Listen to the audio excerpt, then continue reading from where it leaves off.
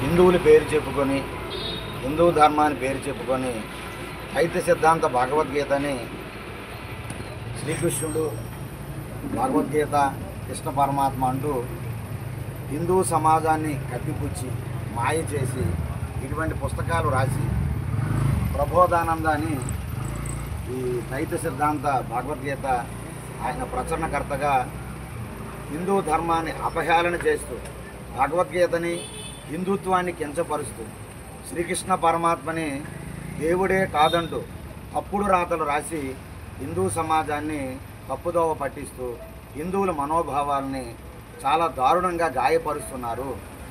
ఆయన ప్రబోధానంద చనిపోయిన తర్వాత కూడా ఈ దైత్య సిద్ధాంత భగవద్గీతలు ఈ పుస్తకాలు మాత్రం ప్రచురణ ఆగడం లేదు. అసలు హిందూ అనే పదమే లేదు అంటున్నాడు. హిందువులంటే పేపర్లు అంటూ బేవకూఫ్ అంటూ హిందువులు అంటే ఒక దొంగతనం చేసే వాళ్ళగా